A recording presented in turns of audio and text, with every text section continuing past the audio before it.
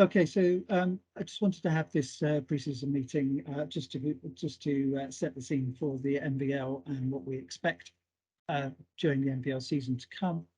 Obviously, we have changed a bit since last year, and one of the things that will come up is that there is no COVID restrictions on the NVL. So therefore, what I would say to you is that we go back to normal, if normal can be remembered. But we'll cover that when we get to it in questions and the protocol, because I just want to make one point on the protocol when we get that far.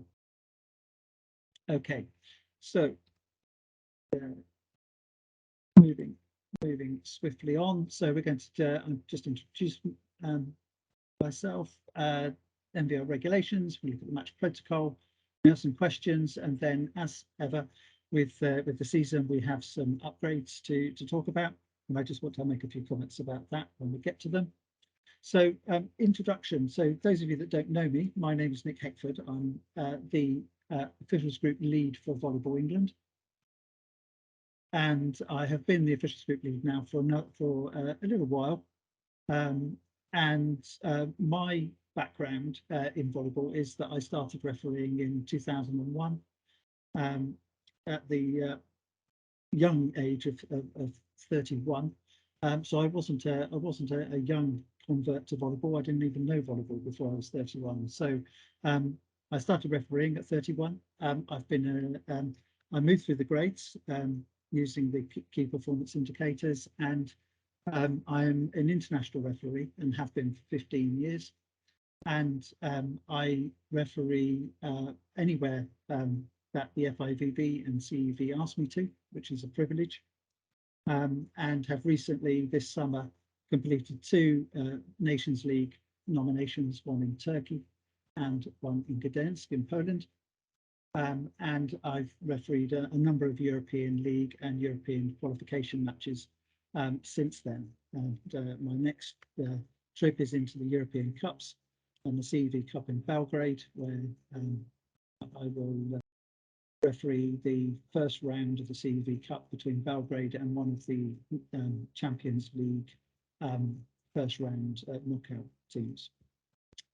So that's why I have the privilege to be the lead for Volleyball England in this, and that's who I am.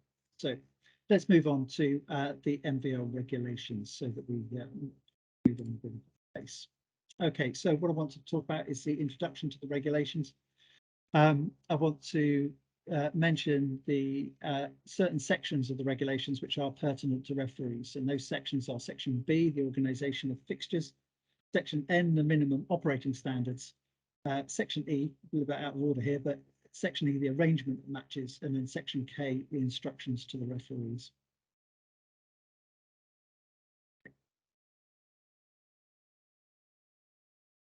So where can you find the NVL regulations? Well, this is a bit of a challenge at the moment, actually, but this is where they should be. If you go into the Volleyball England website, volleyballengland.org, and click on competitions. And when you click on competitions, you need to then click on NVL.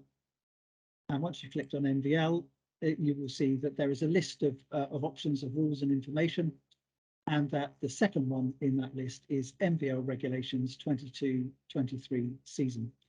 When you get into the NVL screen, the bit at the top is all about the fixtures which are coming up. So you'll have to scroll to the bottom to find the rules and information, but they are there. And the NVL regulations are to be found there as a PDF. You'll find the regulations and the amendments to the regulations, which just highlight the changes, and some other useful information. So it's a good place to go. Like you get team sheets and things like this, which you may need when you get to matches. So the reason I can't show you what is actually happens when you click the down arrow is because there is they have a slight technical issue at the moment of Volleyball England, in that the PDFs which are for the NVL regulations unfortunately are not showing in this section, and that is being rectified. That was identified today, And as luck would have it, this is what we're talking about. It's disappeared today, but it will be back as soon as the developers can get into the site tomorrow. So hopefully that will reappear as quickly as possible. So the next thing that we want to do is to just talk about the NVL regulations. So the key thing that I find with the regulations is make sure you've got them downloaded somewhere. There's no need to print them off anymore. If you've got a smartphone, you can easily download them and store them on the phone, or have the link to the Volleyball England website so you can easily get to them. But they're good to have handy, so that if you get a query when you're at a match, then you can quickly nip to the regulations just to see if anything is mentioned about it there, and just have a look through them. A lot of them are focused at the teams, but referees should know their way around the regulations so that you know where to get stuff reasonably quickly. One of the key things is obviously, for example, if you're at a triangular, one of the teams is delayed, then you may need to just get to the arrangement for fixtures section and the late arrival of teams bit to make sure that you're following the right regulation for the competition.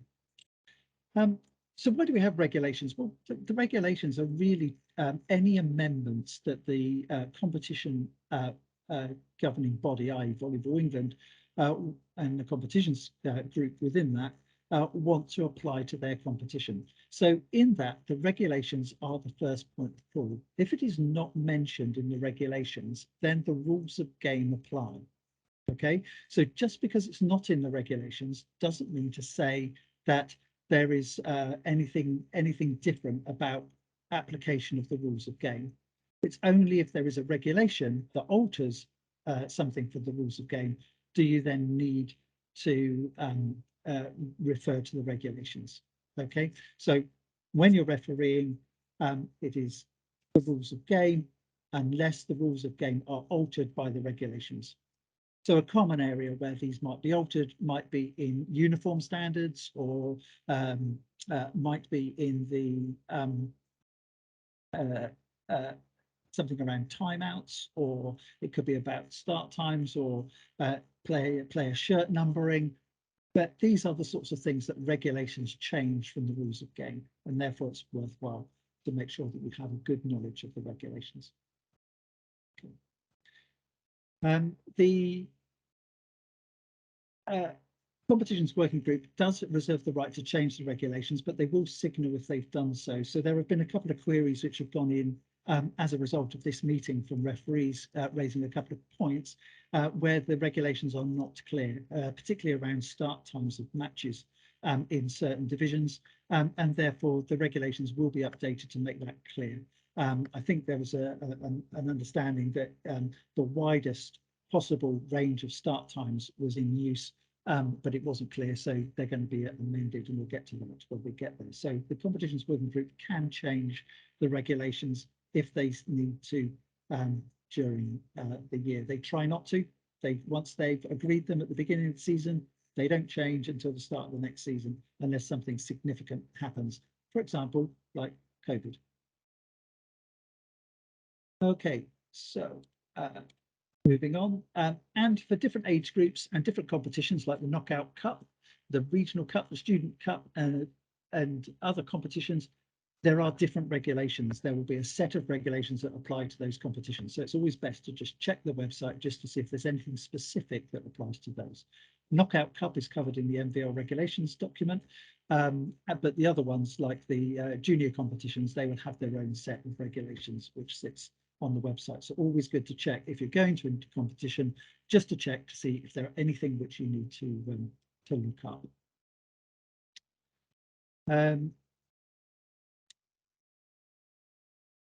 So the competitions working group makes a good point there. They say in writing the regulations, what they're trying to do is they're trying to ensure that the result of any volleyball match is decided on the court and within the spirit of the game. And that's what we're all trying to do as referees, isn't it?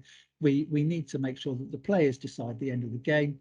The better team wins, and we all go home knowing that we've had a good match. The teams were competitive, and everyone behaved towards each other respectfully. and we had no issues.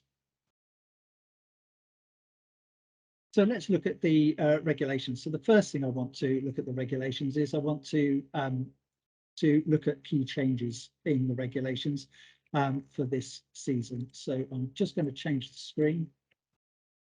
So the amendments document is, as I said, found on the website. It's a good place to start when you're looking at the regulations because it highlights here quite clearly in red where they have changed something from the previous set.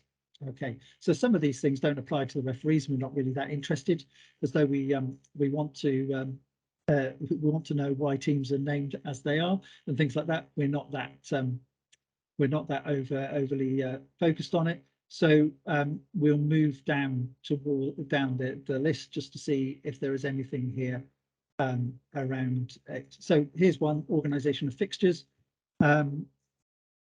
It says that the times have been set and that teams are not allowed to organise fixtures outside that range. And if you do get a fixture which is at a strange time, always just check it with the division lead before you go to the match, just to make sure that it checks. And what you should have is you should have your match confirmation, which is emailed to you at least a week or 2 weeks before the start of the match, and you should check that the start time and the venue are the same as what's on the Volleyball England website, because that is the place where the match is being advertised, and we should also be given the same information. So teams should not alter from that. And if they do, and it's different from your who's the ref nomination as well, if those three things don't show the same time, then you just need to ask the question as to why they don't.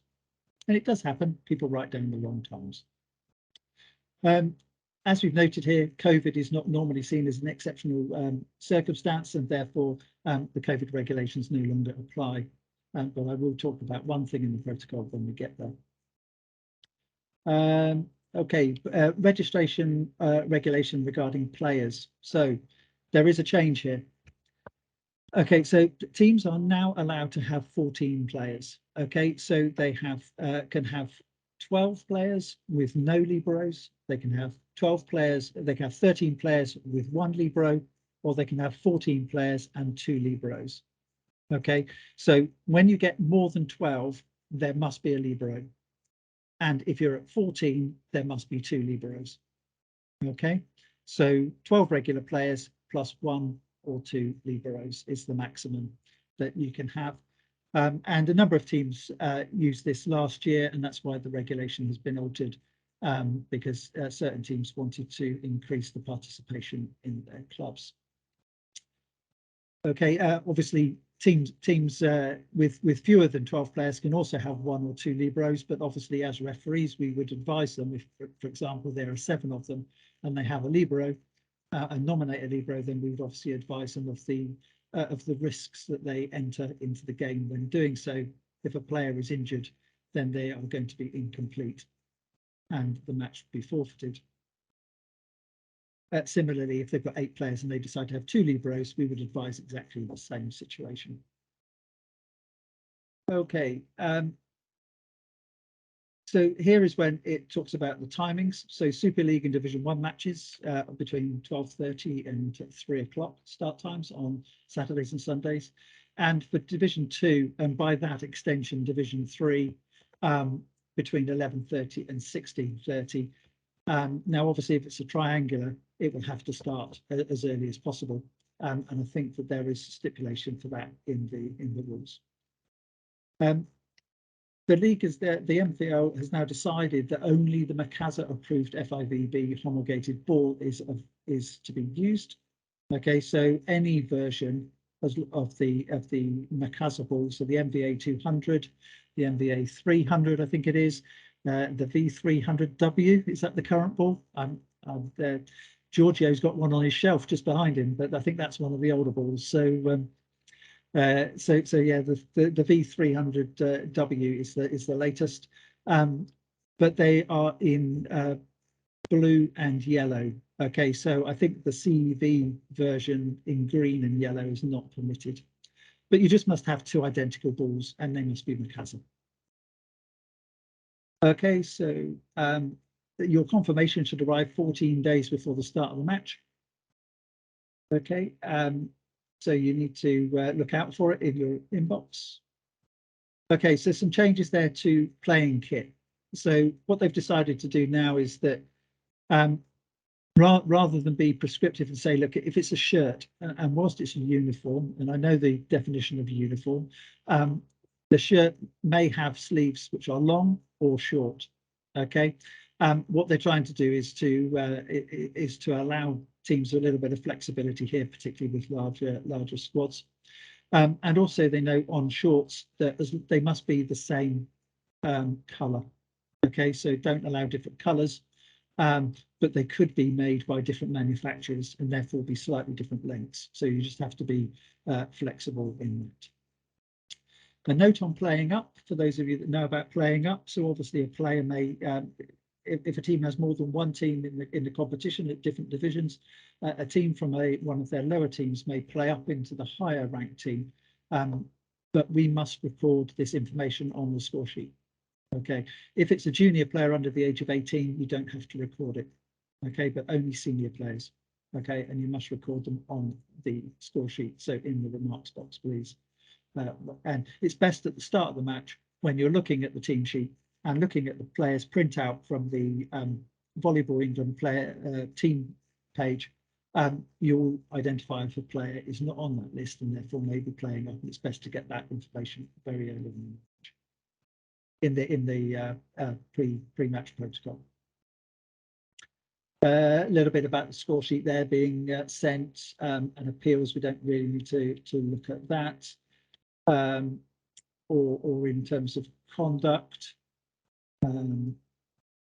emergency player registrations. Okay, emergency player registrations. It's not the referee's job to do the administration for the team before a match. Okay, so if a player is presented to you that the club says is an emergency registration, and therefore their picture or profile is not yet on VolleyZone, what you need to do is you need to have an email from Competitions at Volleyball England saying that they are permitted to play, and you must ask them for some form of identification to prove who they are. Okay, so that could be driver's license, is the easiest one. Okay, and that's all you need to do. And you can make a note of it if you want to, but your responsibility is just to check that the players that are there at the match are who they say they are, and you're not there to determine whether they are eligible or ineligible to play in the match. Okay, so just bear that in mind when you get there, that you're not there to say, oh well, you know, it is not possible for a team to say, well, the ref let the player play is not an acceptable excuse if the player is ineligible. Okay, it's not your responsibility to do that, to give that authority. And that's all the changes that there are there. Okay, in the amendments. So as we talked about it, we wanted to look at the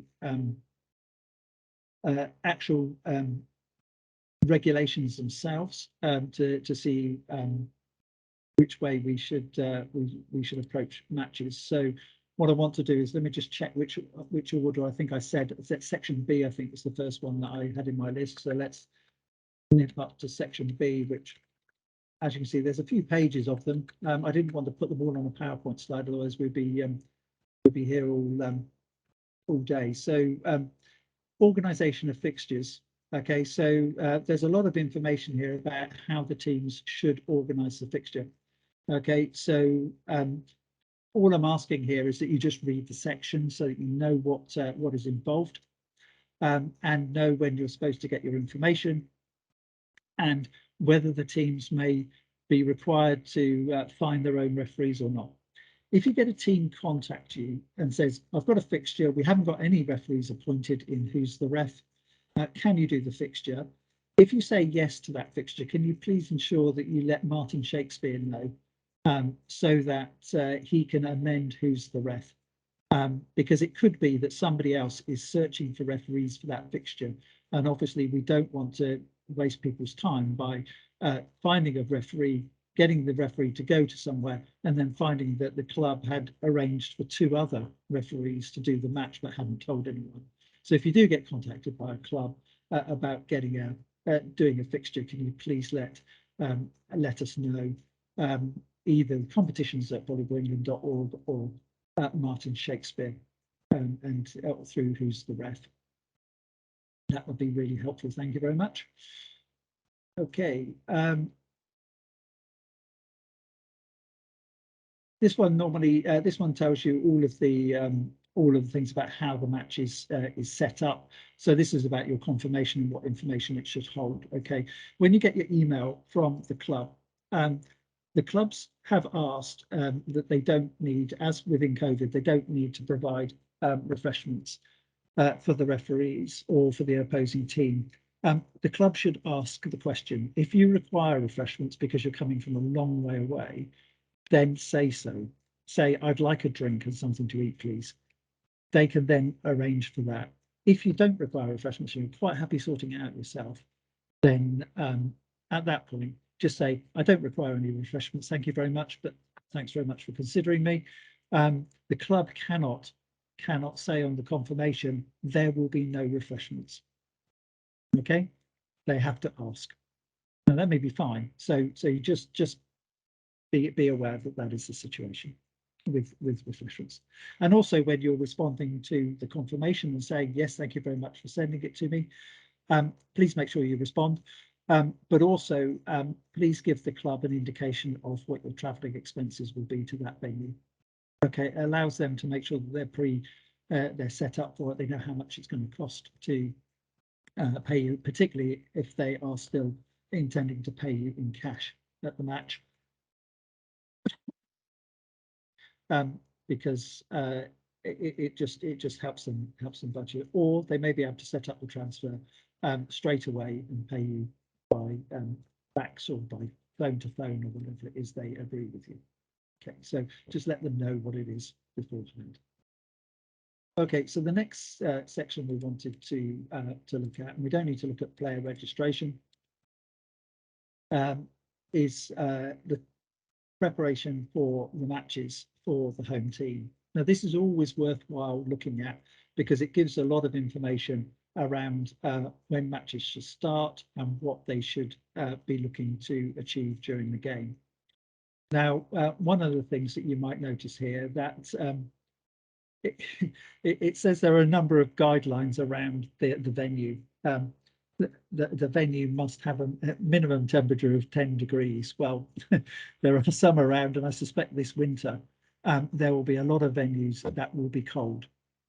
And they will be cold because the venue can't afford the heating or for other reasons. So please make sure that you have adequate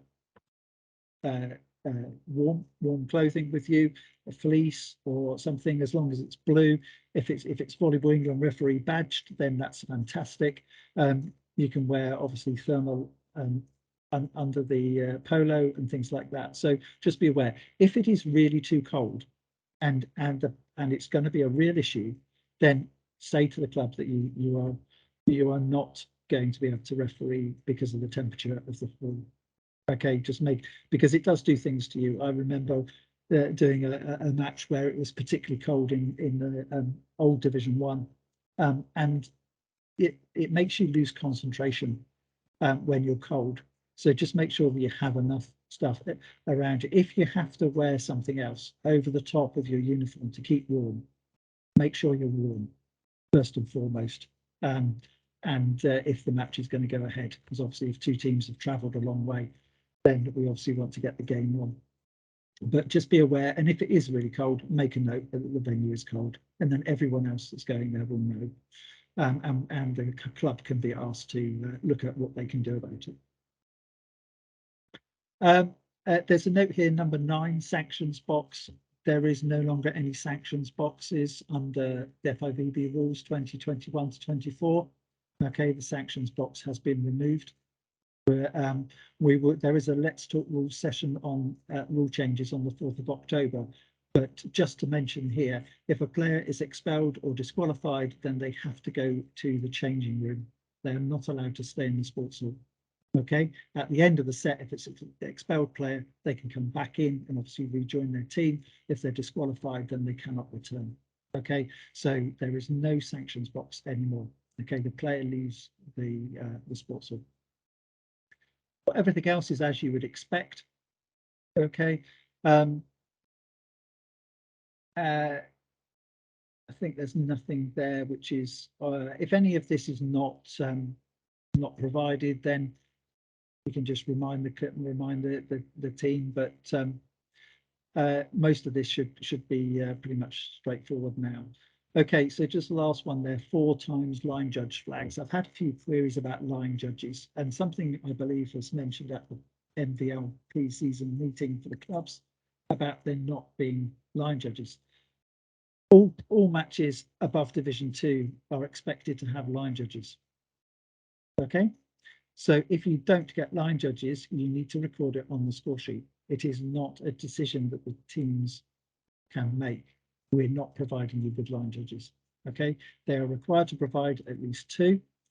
There's no need for them to provide 4, but they need to provide 2 line judges. Okay, so please make sure that they are there.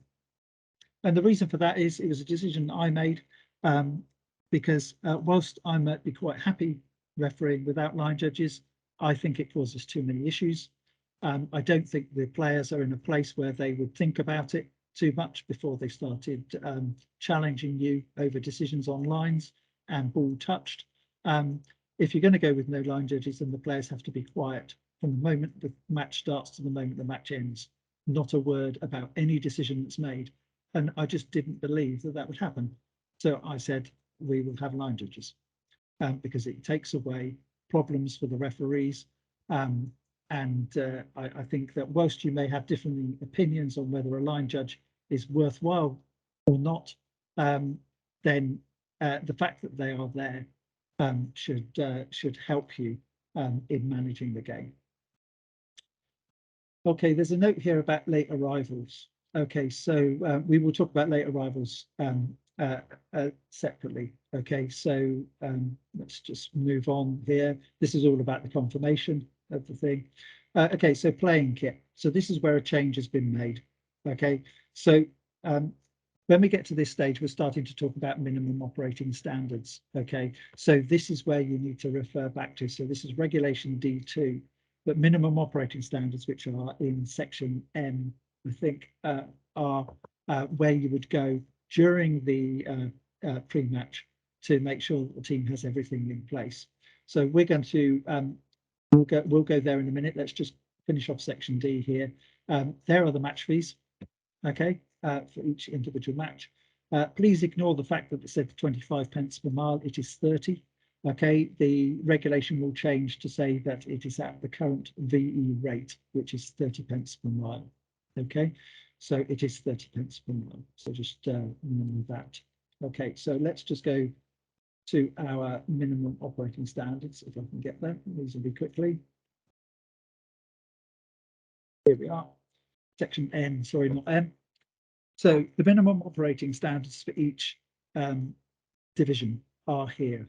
And where it says yes in this list, it should be provided. If it's not provided, then you need to make a note as to why it's not provided. So all teams should provide an NVL team list. Okay, and that team list should have the name of the player, the shirt number, and their VEU number from Volley Zone written on it. Okay, hopefully it should also note that who is the captain and who the liberos are. Any queries about that team sheet, you should obviously refer to the coach. Okay, but it needs to be provided by all teams in all divisions. Okay, and the easiest way they can do it is just print all their players on a list at the beginning of the season and print off 10, 15, how many of them copies they need, and then they can strike through the players that aren't there, etc. each match, rather than having to start writing it all out again. Paddles and buzzers. It's recommended in Division 3, but above that, there's no need. There should be no reason why the scorer doesn't have a buzzer these days.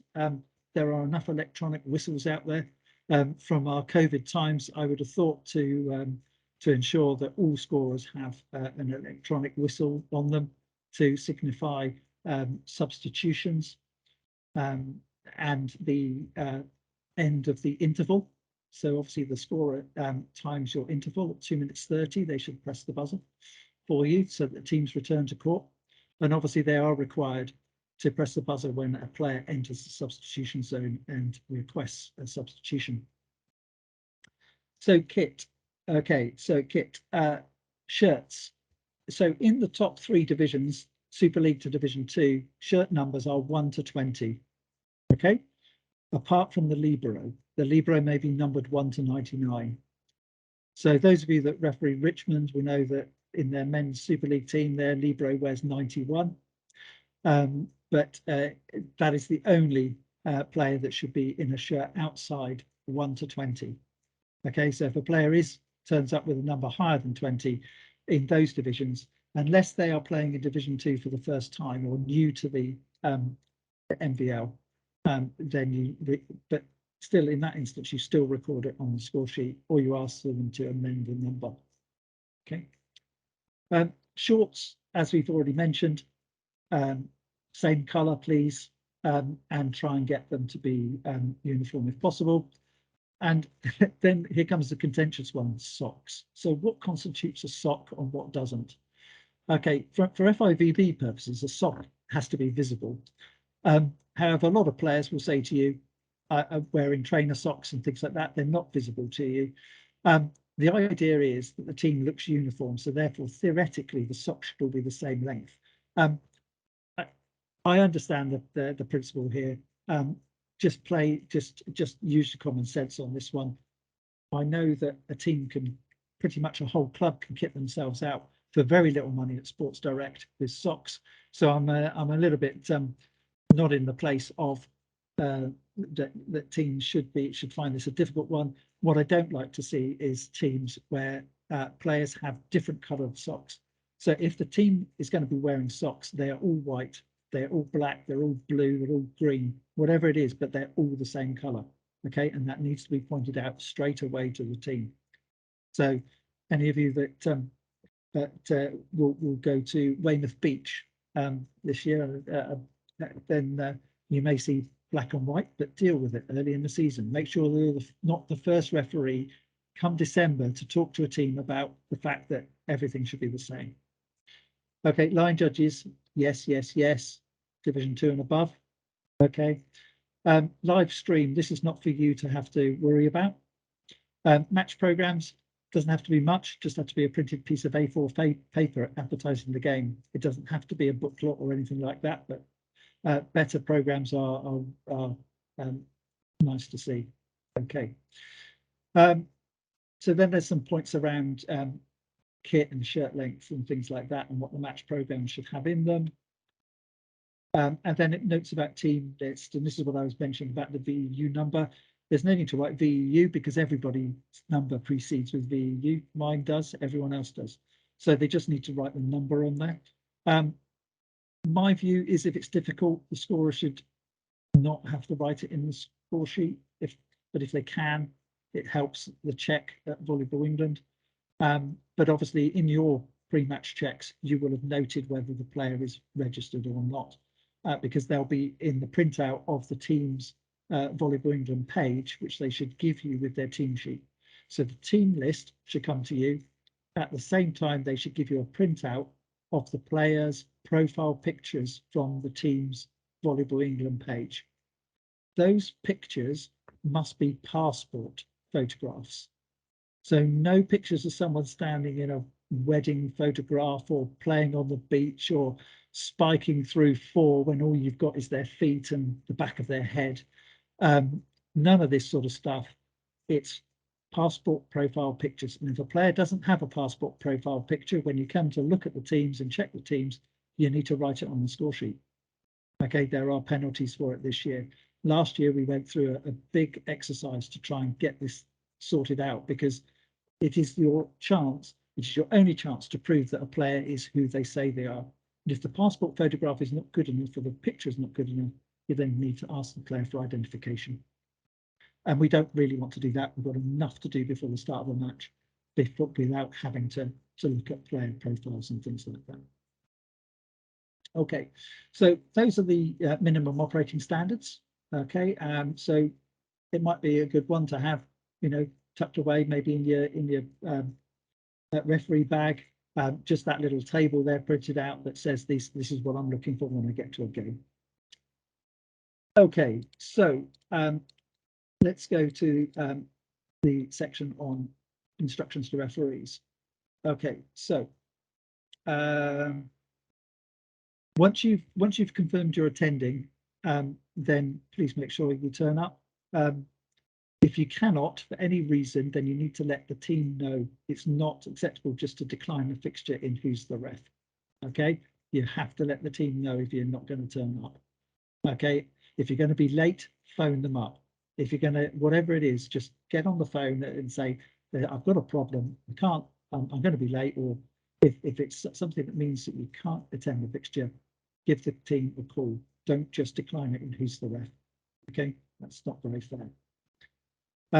There's a note here that says you have to fill out a form if you have an issue with expulsion or disqualification.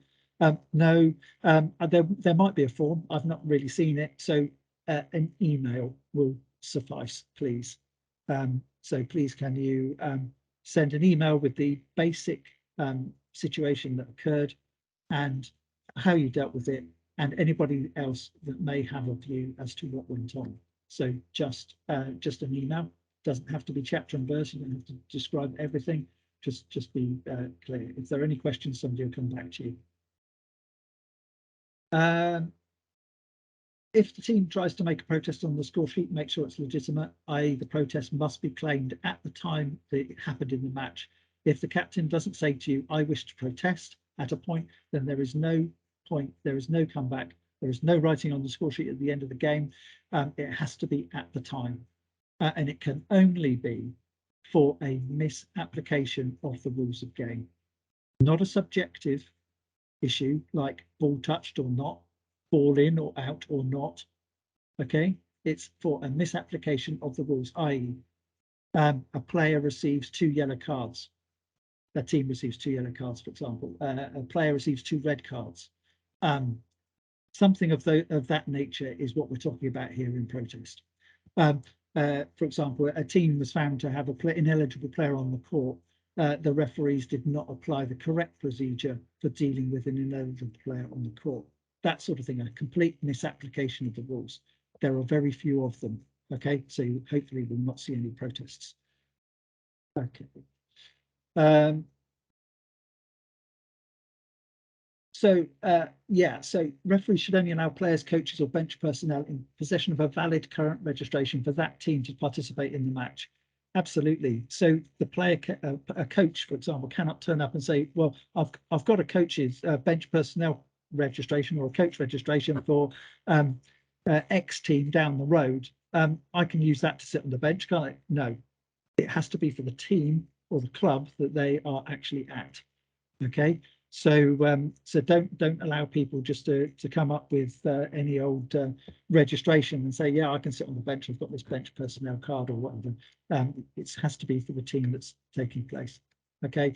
And now the teams have got 14 players. There shouldn't be any reason why teams should say to you, I'm going to sit such and such on the bench, but I've got more than too many players. But can they sit on the bench because they want them involved? Now they've got 14, there shouldn't be any problem with this. So just make sure that everyone is eligible to sit there or be there when you have done your checks. Okay, just a few other things there. Just make sure that you're played promptly. Check if there's the incorrect match ball has been used or if you don't have any line judges. Okay. Okay, so that is those are the key points for the referees. So the last thing I want to talk about in this section is the protocol. Okay, so it's the last page of the regulations. So you go straight there if you need to. So counting down to the start to first ball. Okay, 45 minutes. Okay, we're courtside and we're in uniform. Okay, this gives us plenty of time to do our checks, particularly around making sure that the net is correct. We don't want to get to the point at which we're about to start the match and suddenly realize the net's not the right height. So get that check in early. Check the balls, check you've got the scorer, line judges, all of those things. Check the team sheets are there with the players' pictures. If not, you'll have to go onto the website to find them, or get the club to actually open the website up and point out the players. That sort of thing. Do those checks early. Okay. So at 30 minutes, check the net, the height check of the net. So the team should not be on the court at this point. Actually, theoretically, you should whistle and the team should leave the court. Then you can check the net without the ball hitting it and it bouncing up and down and all that sort of stuff. Check the height of the net when there is nobody on the court, or just get them to stand well back whilst you do it. Just give yourself a bit of space. Check the match balls, obviously, make sure they're the correct pressure. Mark them so that you know that if the ball gets lost into a ball cart, that you can find it again because you marked it and know which is the match ball. Okay, otherwise you'll just have to get another ball and you have to do the pressure check again. And obviously that will delay the game. So please make sure that you've marked it and know which one it is. But then the teams can warm up. And whilst they're warming up, there's lots for you to do. And we'll come to that in a second. But 15 minutes before the start, you then call the captains to the scorers table. And it says here, check whether the captains want to agree for their teams to share the net warm-up. I've not known a team in the NVL choose separate warm-ups, but be prepared in case that does happen. But the team can make that choice right up until the warm-up starts. The official warm-up starts at 12 minutes to go. Okay. The toss is obviously conducted in the presence of the captains. So you conduct the toss. This side of the coin for you, captain. This side of the coin for you. It's this. It's yours or yours. It's not a heads or tails thing. It's this side, this side. Here we go. That's the result. Okay. In the presence of the captains. Make sure that you remember what they chose to do, because when you instruct the scorer and which sides the teams are going to be on there. Also make sure that the two captains are in their playing uniforms and that they have a white line or a coloured line under their number. If their shirts are white, then obviously have to be coloured. If their shirts are not white, then it could be white. They must be marked. So don't allow teams to lower standards by just turning up in playing training shirts and all sorts of things. Captain must be in their playing shirt correctly, ready for the match. Okay, after the toss, the two captains will sign the score sheet. So will the coach at that time, or have done beforehand, and then inform the scorer of the result of the toss. Okay. Make sure all the players are in their full playing kit, okay, prior to the presentation. And at 13 minutes, you're going to present the teams. So if you have a crowd, if you're lucky to have a crowd, then present the teams facing at the crowd, okay? If you don't, then just turn them around and face their benches, okay? And just introduce the match. And then whistle them off. They're not to shake hands, okay? And just whistle them off the court. And then at 12 minutes, you begin the official net warm-up. Now, you might have to manage it. You might have to do 4, 4, and 2. If the teams are of a suitable standard, then they should be able to manage their own warm-up. But also make sure that if that happens, that you inform the coaches when there are 2 minutes to go. At 12 minutes as well, you need the lineup sheets. Second referees, you need the lineup sheets from the coach. So when the official warm-up starts, don't let the coach start taking part in the warm-up if they haven't given you the lineup sheet. And don't let them say to you, well, I'll do it later. 12 minutes before, make sure they've got lineup sheets and they've completed them before the official warm-up starts, okay?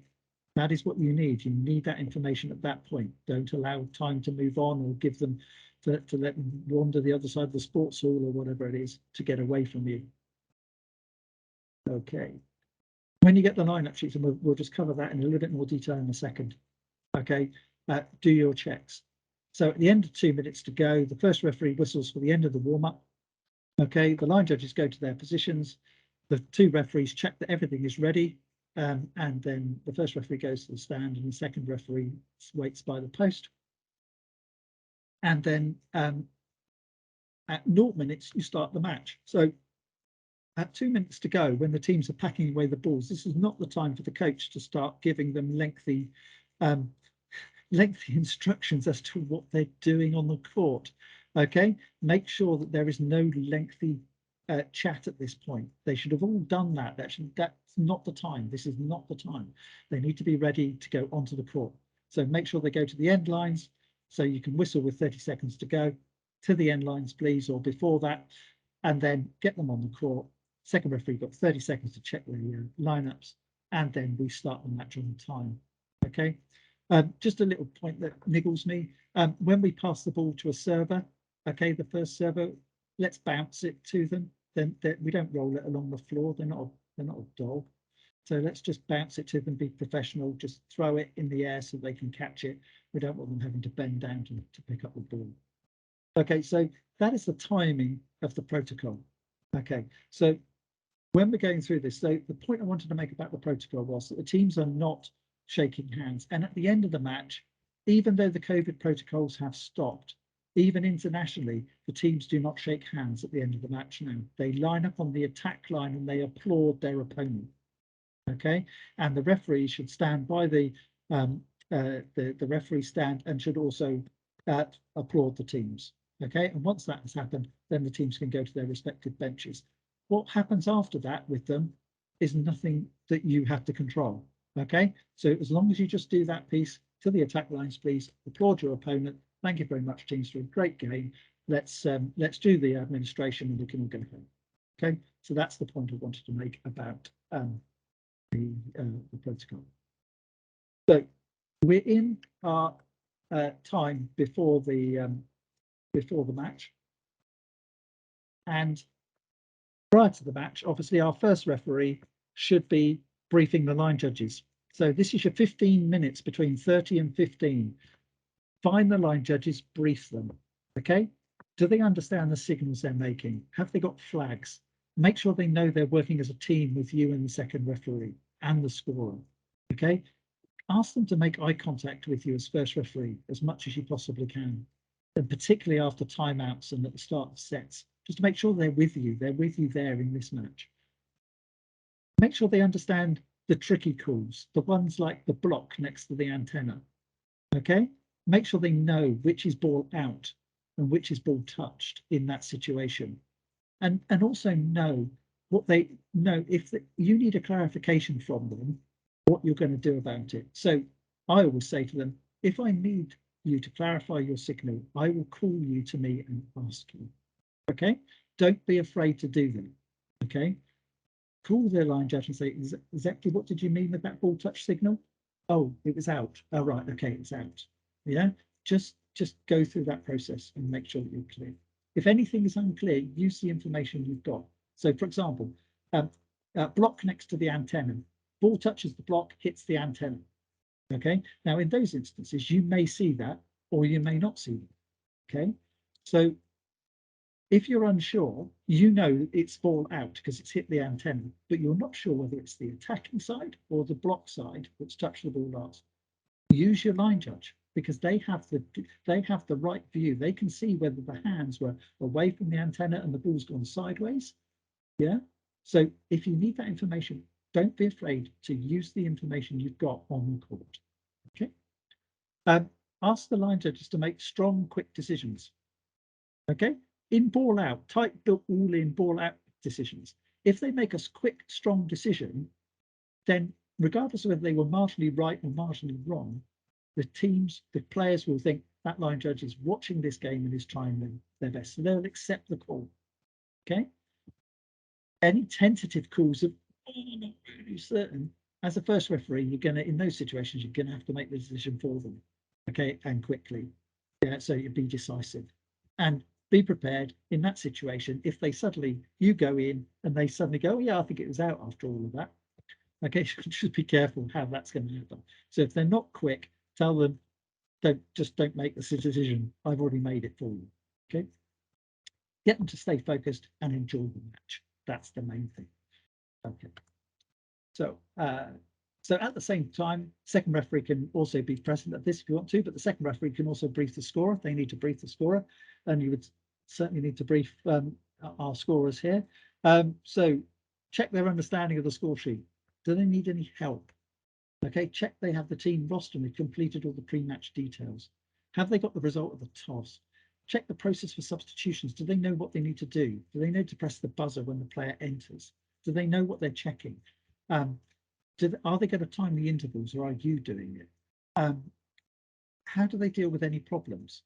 Okay, so the key thing is if they're behind at any stage, they say stop. And at that point, you stop. Everything stops. Because the worst thing you can have is a scorer that tries to catch up or correct a mistake whilst the game is going on in front of them. They will never, ever catch up and know what's going on. So at that point, if they have any doubts, even if there's nothing wrong, and they say, I'm not sure, tell them to say stop. Okay, they're not far behind you. You should be able to hear it. And do you need to take extra steps to support them and check their work? So they might say, well, I'm a little bit rusty on this.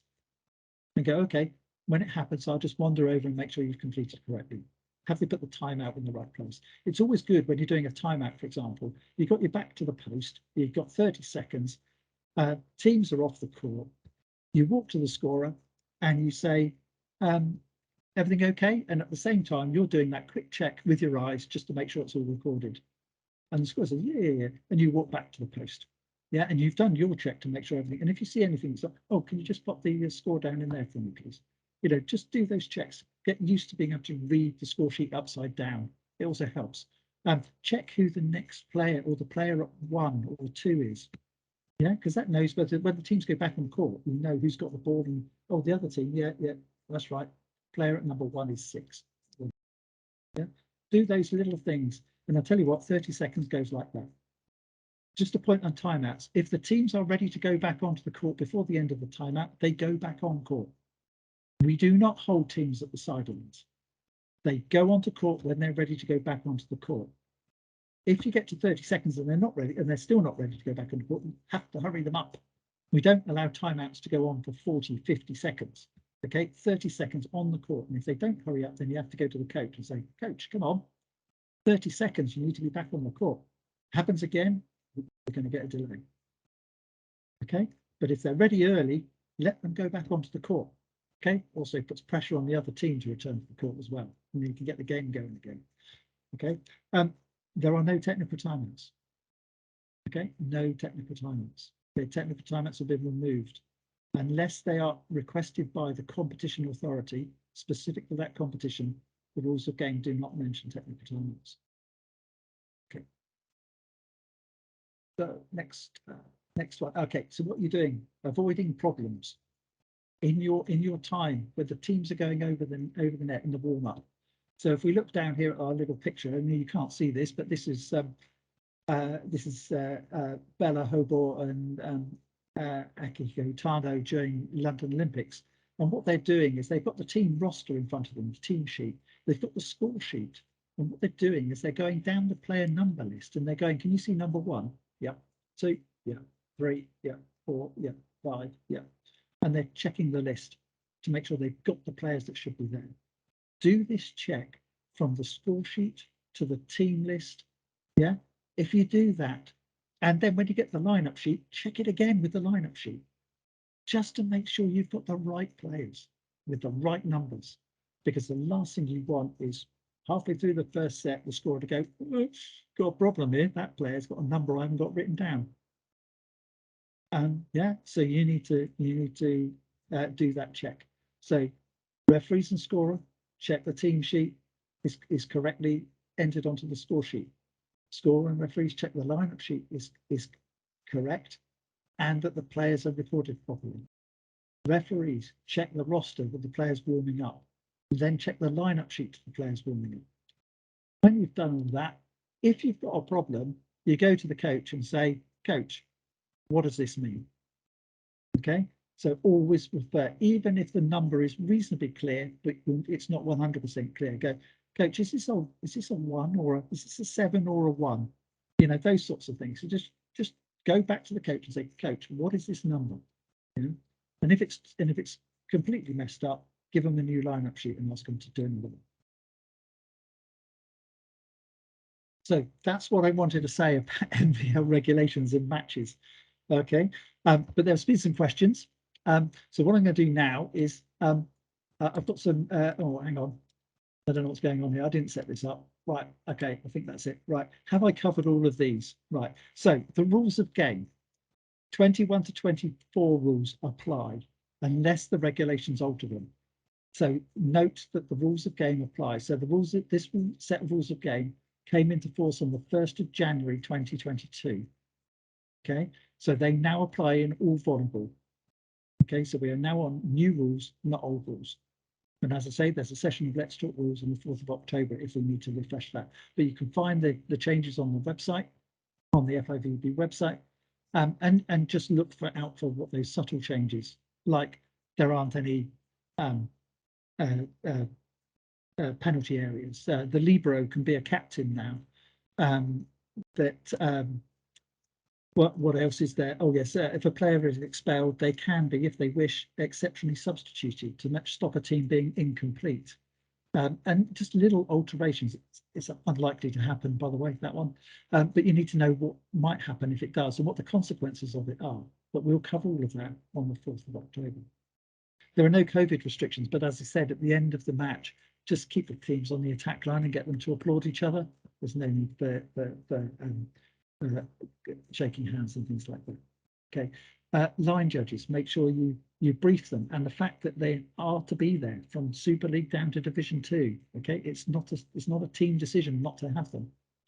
Refreshments, we mentioned that.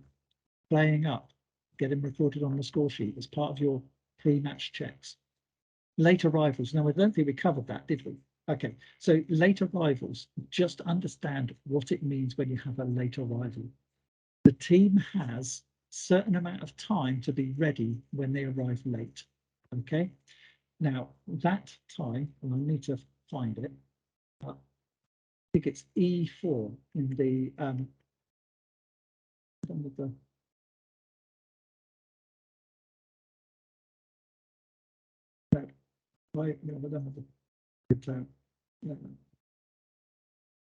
regulations. So section E4, I think it is. Bad weather, natural visuals. Okay. Late arrival. Okay. Any team failing to appear on court, ready to commence play within 20 minutes of the published start time shall forfeit the first set. The set shall be lost 25-0. That means that if they turn up at 19 minutes and are ready to play, you play the first set. If they want to warm up, then they will go over the 20 minutes and they will lose the first set. But if they turn up at 19 minutes, you can play the first set. Okay. The second set shall commence 20 minutes later.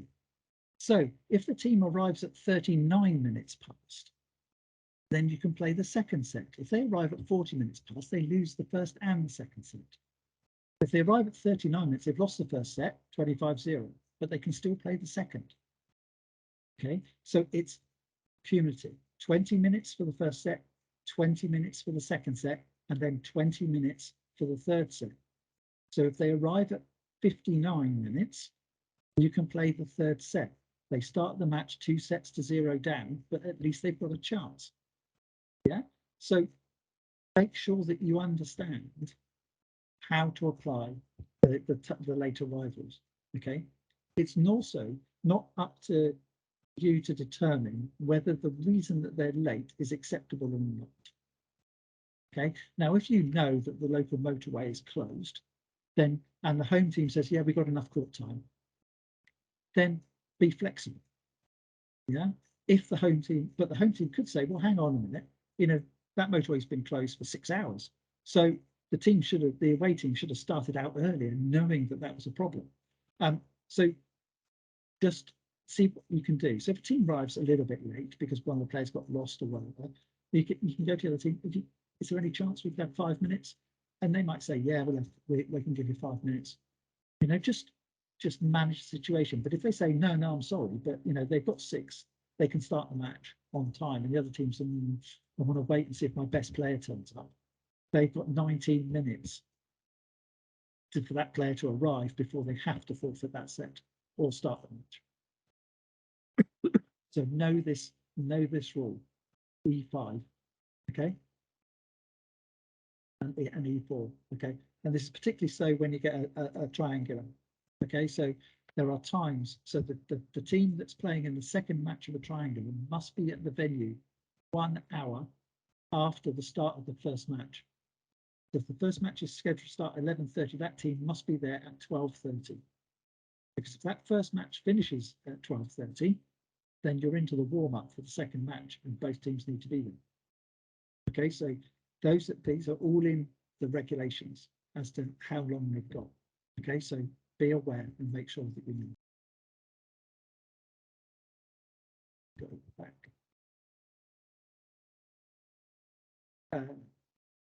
Travel expenses, we covered that. So yeah, if it disappears from the regulations, then you know that's on the Volleyball England website. But it is 30p. Okay. So Peter sent me some questions. Regulations and minimum operating standards apply for Cup and Shield, especially those involving non-NVL teams. Are line judges required or not?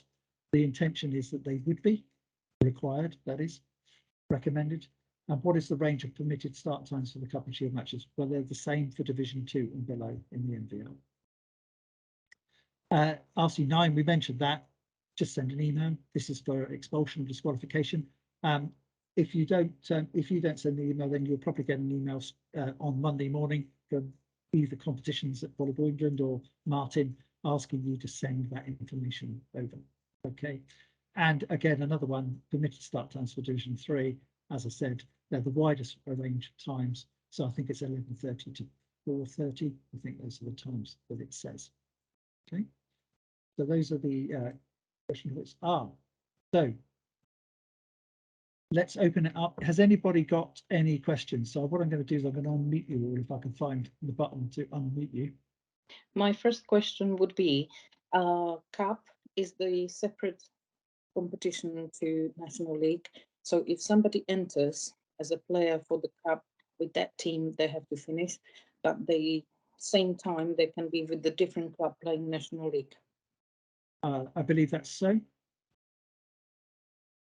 I would check what the regulations say, because it is quite clear right, okay, about what you can and cannot do.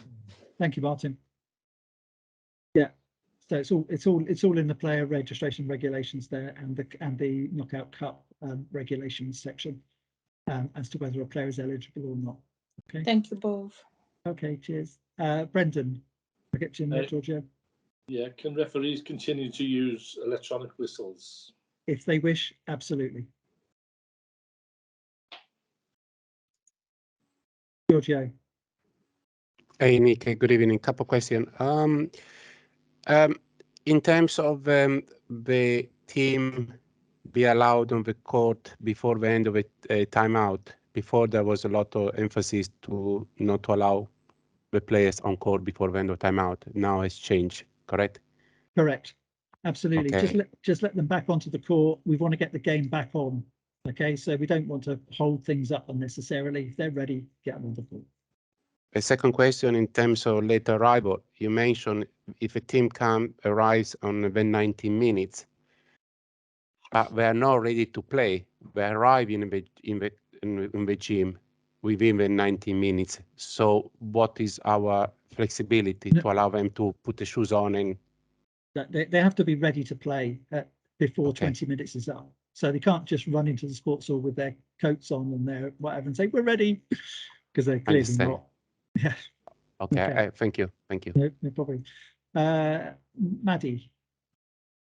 Just a quick question on the passport style photos. How strict are we to be with that information? So if there's a picture of their face by themselves from the shoulders up, for example, but it's not a passport style picture, is that acceptable, or do they have to be like not smiling, no shadows, white background? No. If you can identify them from that photograph, then that's acceptable. Okay. But it has to be sort of head and shoulders. It can't be them in the distance or sort of thing, wearing a hat, that sort of stuff. That's Fair. Thank you. Okay. Tim. Just gonna, you say the fact that with timeouts, if they're ready, we get them on. What if only one team is ready and the other one, the coach is still speaking? Do we have to wait for 30 seconds then? No. The team that's ready to return, let them return. Okay. You let one team on, you don't let the other one. Okay. Yeah, the other team's got 30 seconds. So as long as they're Cool. Okay. Richard? Just following on from the late arrival. So a team arrives at 19 minutes, and then their coach wanders in with a team sheet because you didn't yet have it on the score sheet. How clearly you're going to have a big delay between getting their players checked on the score sheet and ready to start a match. So what are we looking at in terms of realistic application of regulations and rules there? Okay. Martin, do you want to take that one, or do you want my view? Get faster scorers. Yeah. So if the team, obviously the team has to recognise that if we don't have any information on their team or they haven't got a lineup sheet or whatever, then that's going to take a couple of minutes. Okay. So therefore, they can't just once they get to about 18 minutes, you're going to say, well, look, the scorer's got to record your team on the score sheet. We've got to get a lineup sheet from you and record it on the score sheet. Then you are ready to play. Okay, so realistically, in that scenario, they can't just go, oh, 19 minutes and 32 seconds, we're here, let's go. But play it. Don't take sets away from teams unnecessarily. Okay, but you have to be fair to all teams. Okay, and encourage them to be as quick as they possibly can. Okay. Nicholas. Hi, thanks. It happened to me in the past, but that was the London League, that both teams were actually late and past the 20 minutes mark. And at the time, I remember the most logical thing for me to do was that they both lose a set. Is that correct?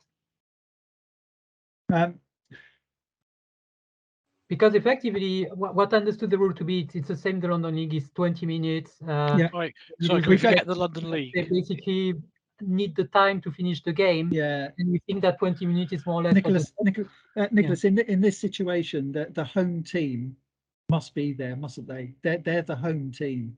So if the home team is not there, then we really have a problem with the fixture. Yeah.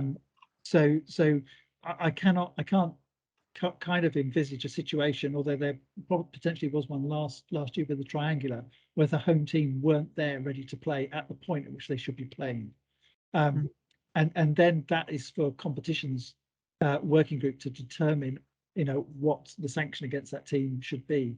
But generally, you would expect the home team to be there. So hopefully that situation doesn't exist, that you don't have a neutral venue and either team could be not there at the time. But similarly, if the away team is there and the home team aren't, then the home team loses sets. So So we just hope that it won't happen. Well, Nicholas, I don't think it. Okay.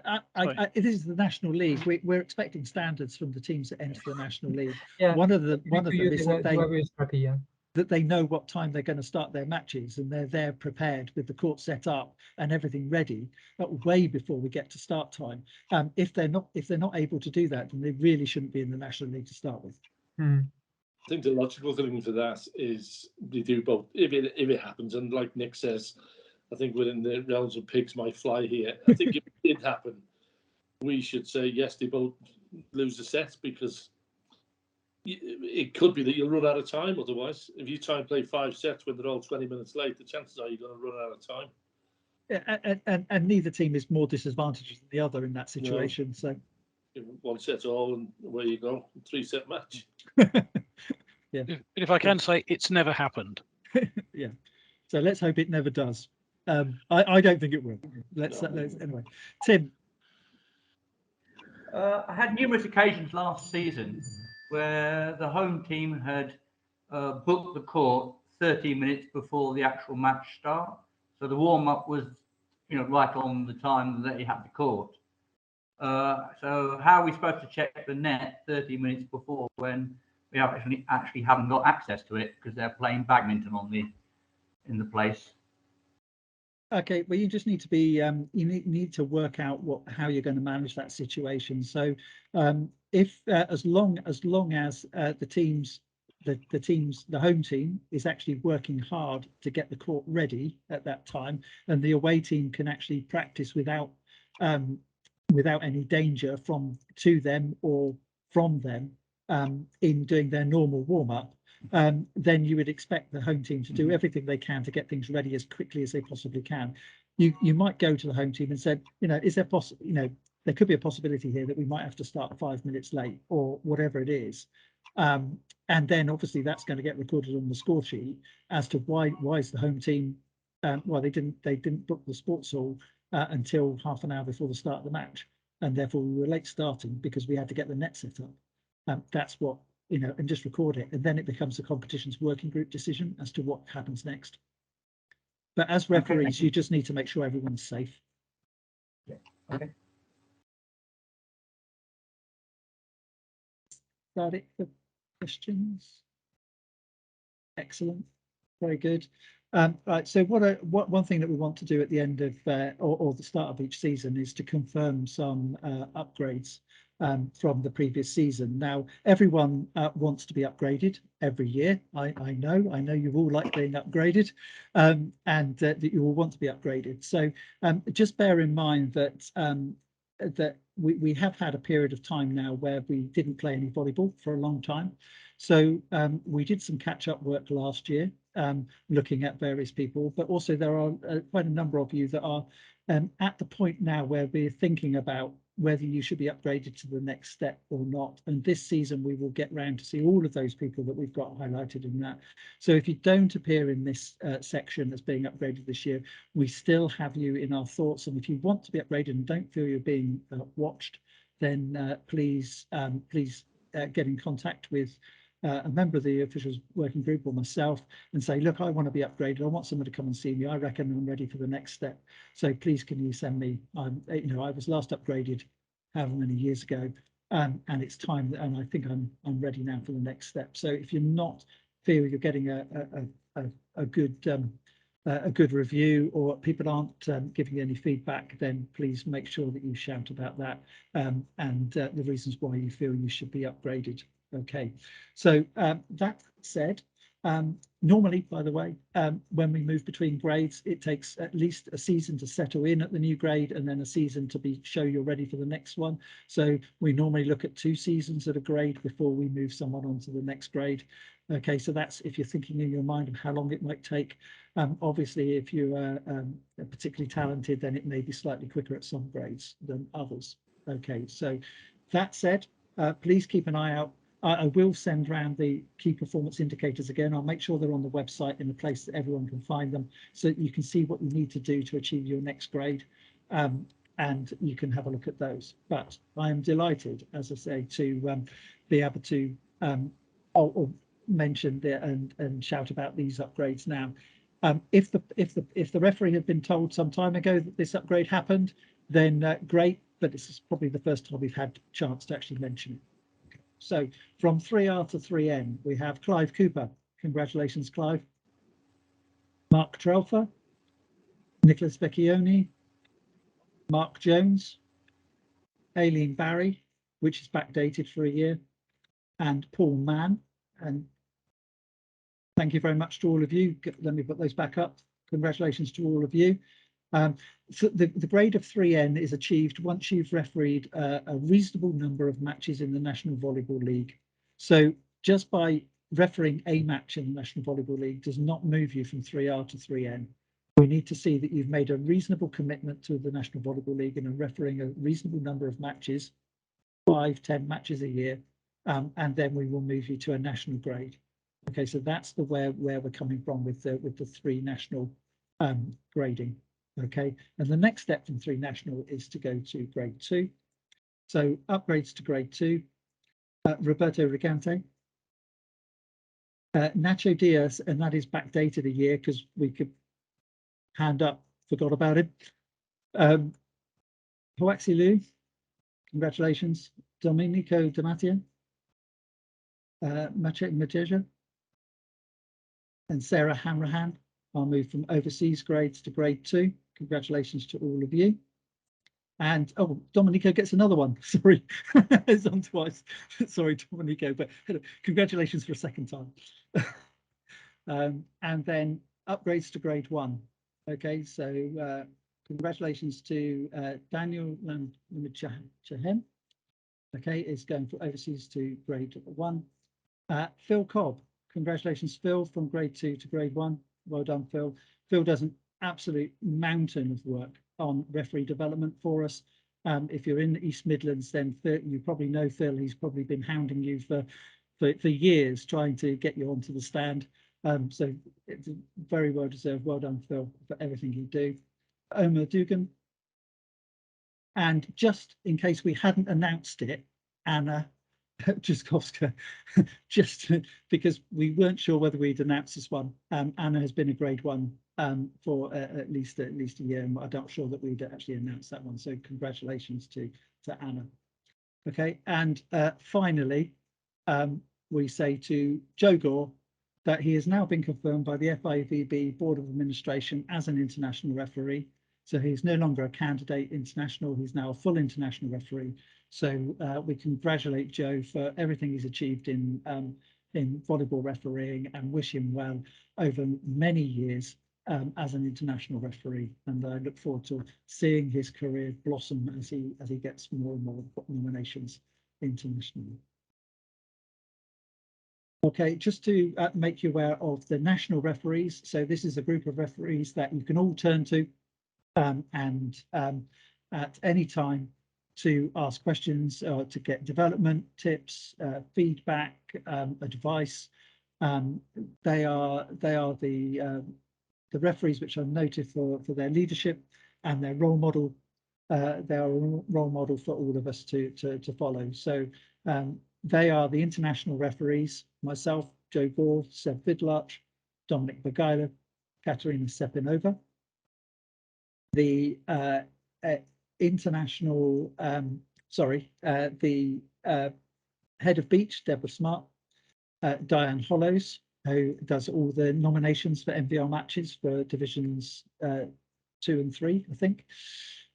Martin Shakespeare, who does a mountain of work for us with Who's the Ref and nominations for Super League and Division 1, and deals with all our queries about competitions. So Martin, Ludo, who many of you know as a lead in refereeing and NTO work,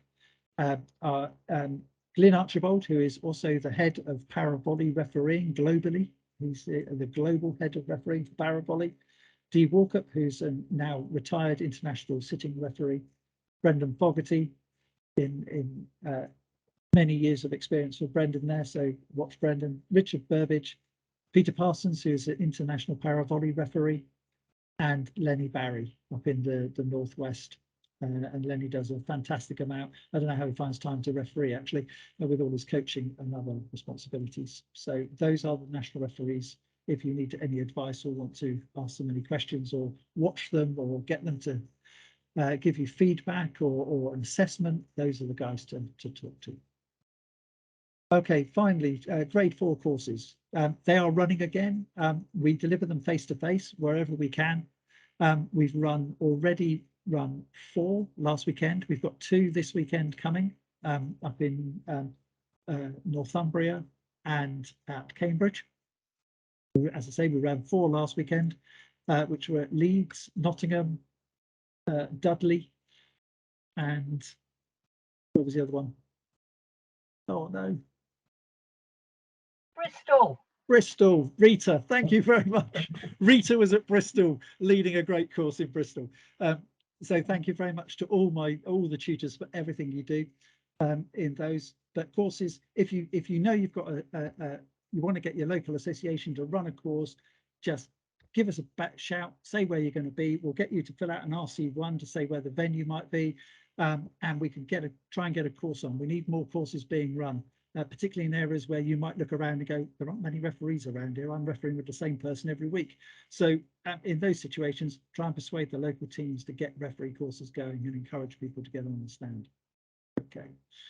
And I think that, yeah, finally, Let's Talk Rules webinars. So we're going to reintroduce Let's Talk Rules. We're going to do them once a quarter. So the first one is going to be on the changes to the rules of game, which will be on the 4th of October. And then after that, we will pick on rule topics and points of interest and hold those Let's Talk Rules going through the year. So if you've got any burning desire to let's talk about a rule, then give me a shout. Please remember that all of the Let's Talk Rules sessions that we ran during COVID are available on the Volleyball England YouTube channel, and they're also signposted from the Volleyball England website. So that's all I wanted to talk about. So thank you very much, all of you, for your time. It's been fantastic to see so many of you.